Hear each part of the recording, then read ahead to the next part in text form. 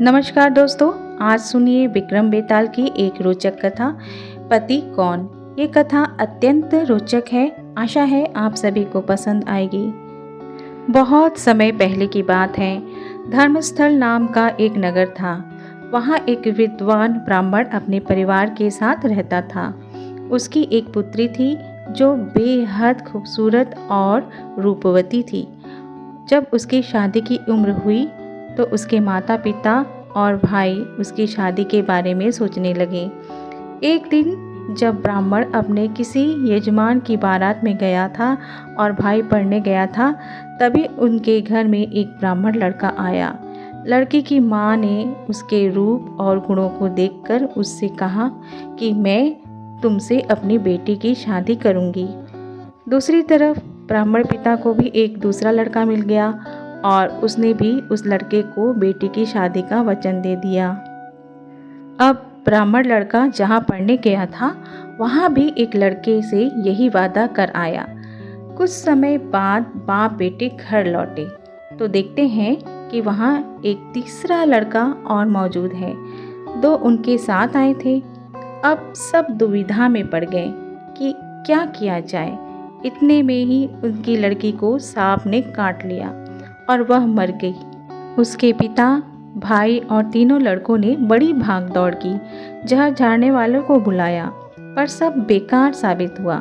अंत में दुखी होकर वे उस लड़की को शमशान ले गए और क्रियाकर्म कराए। तीनों लड़कों में से एक ने तो उसकी हड्डी चुन ली और फकीर बनकर जंगल में चला गया।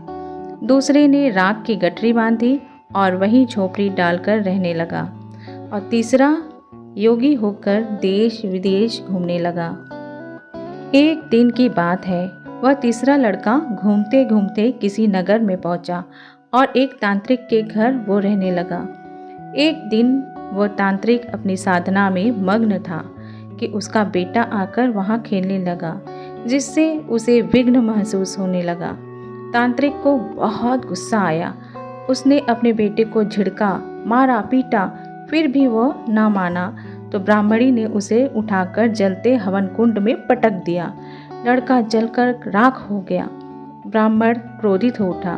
उसने घर वालों से कहा, जिस घर में ऐसे कठोर दिल वाले राक्षसी लोग हों वहाँ मैं अब नहीं रह सकता।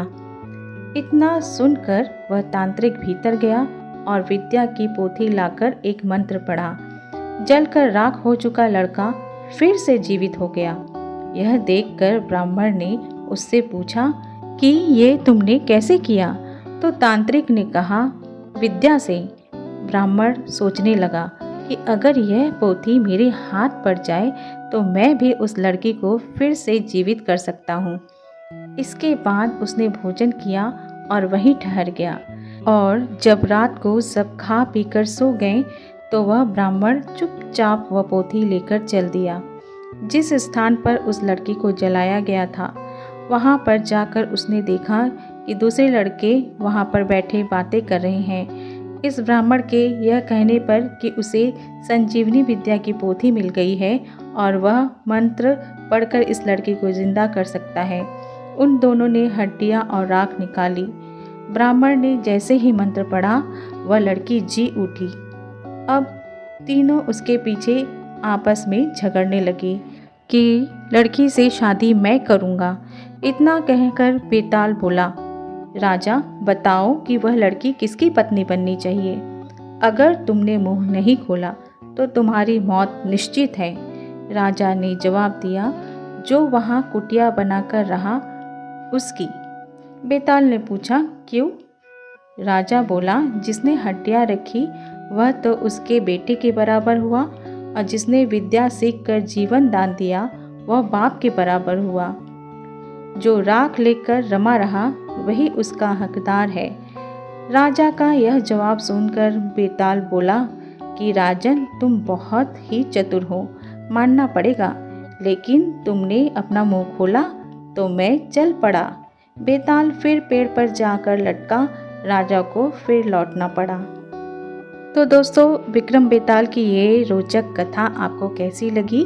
अच्छी लगी हो तो इसे लाइक शेयर करें और चैनल को सब्सक्राइब करें। नमस्कार।